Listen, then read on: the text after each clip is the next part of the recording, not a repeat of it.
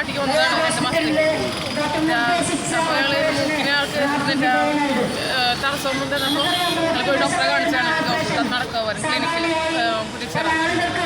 അപ്പോൾ അത് പറഞ്ഞു സർജറി വേണം, ആളിവിടെയാണ് തേയിലാണ് വർക്ക് ചെയ്യുന്നത്. അപ്പോൾ അങ്ങനെ നമുക്ക് സർജറിക്ക് വേണം, നാസിക് സ്പ്രേ കൊണ്ട് ക്യൂർ ചെയ്യാൻ പറ്റില്ല എന്ന് പറഞ്ഞു. അതിനുള്ള ടെസ്റ്റുകളൊക്കെ ചെയ്ത് ആദ്യം അഡ്മിറ്റ് ചെയ്ത് 10 സർജറി കഴിഞ്ഞ് ഡിസ്ചാർജ് പറഞ്ഞിട്ടുണ്ടായിരുന്നു. അതിൽ 3 മണിക്കൂർ സർജറിക്ക് വേണ്ടി വരുള്ളൂ മാക്സിമം, അതിൽ കൂടുതൽ വേണ്ടി വരില്ല എന്ന് പറഞ്ഞു. 3 മണിക്കൂർ കഴിഞ്ഞിട്ടും 12 മണി കഴിഞ്ഞാൽ 1 മണി കഴിഞ്ഞിട്ടും കാണണ്ടായി, 2 മണി കഴിഞ്ഞിട്ട് കാണണ്ടായി. ഞാൻ ചോദിക്കുകയും ചെയ്തു. 2 കാലം സർജറി കഴിഞ്ഞ് ഡോക്ടറിനെ കണ്ടു. പിന്നെ 6 ആഴ്ച റെസ്റ്റ് എടുക്കണം നിങ്ങൾ, അത് കഴിഞ്ഞ് നോർമൽ ലൈഫിലേക്ക് വരുമെന്ന് പറഞ്ഞു. അത് കഴിഞ്ഞ് 1/2 മണിക്കൂർ. അപ്പോൾ അത് കഴിഞ്ഞ് കാണിക്കും, നോർമലി സർജറി കഴിഞ്ഞ ഒരാളെ കാണിക്കും. നമ്മൾ അതിന് വേണ്ടി പുറത്ത് വെയിറ്റ് ചെയ്ത് നിൽക്കുകയാണ്. അപ്പോഴാണ് പറഞ്ഞത് 1/2 മണിക്കൂർ 15 മിനിറ്റ് കഴിഞ്ഞപ്പോഴേക്കും പറഞ്ഞു ആ ഡോക്ടറെ കൊണ്ട് തന്നു പോയി, ഇച്ചിരി ക്രിട്ടിക്കലാണ്, ട്രക്യോസ്റ്റമി ചെയ്യണമെന്ന് പറഞ്ഞു.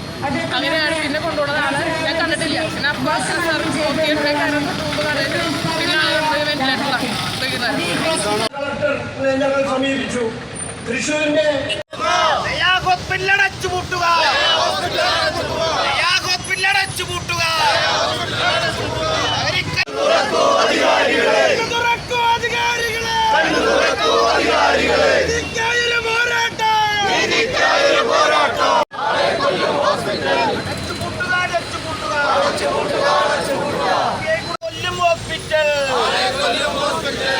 ആശുപത്രിയിലേക്ക് ഇനിയും കാശുമായി ചികിത്സയ്ക്ക് വരുന്ന നിങ്ങളും ഇത് കേൾക്കണം.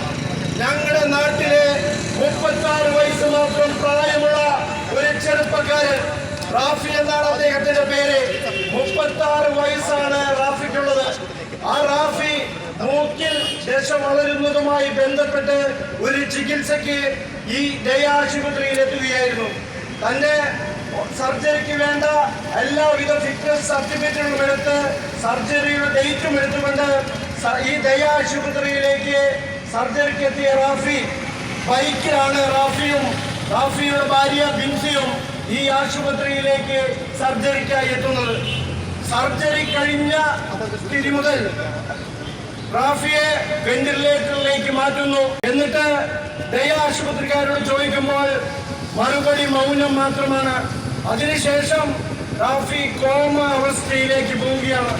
പ്രിയപ്പെട്ടവരെ, 36 വയസ്സ് മാത്രം പ്രായമുള്ള ഒരു ചെറുപ്പക്കാരൻ, 7 വയസ്സ് മാത്രം പ്രായമുള്ള ഒരു മകൻ, അദ്ദേഹത്തിന്റെ ഭാര്യ, അദ്ദേഹത്തിന്റെ അമ്മ, ഒരു കുടുംബത്തിന്റെ മുഴുവൻ സ്വപ്നങ്ങളും ഇല്ലാതാക്കിയ ദയ ആശുപത്രിക്കാരോട് റാഫിയുടെ ഭാര്യ ബിൻസെന്റ് ചോദിച്ചു, എന്റെ ഭർത്താവ് മൂക്കിൽ ദശ വളരുന്നതുമായി ബന്ധപ്പെട്ട് ഒരു സർജറിക്കാണ് ഇവിടെ എത്തിയത്.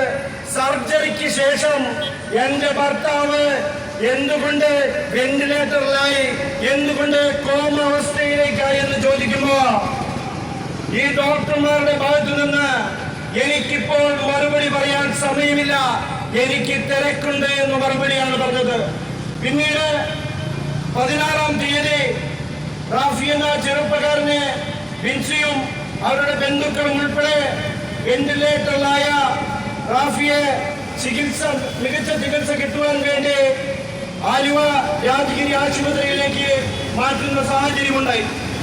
ഇപ്പോഴും റാഫിയുടെ അവസ്ഥ എന്താണെന്ന് ചോദിച്ചു കഴിഞ്ഞാൽ റാഫി ഇപ്പോഴും കോമ അവസ്ഥയിൽ തുടരുകയാണ്.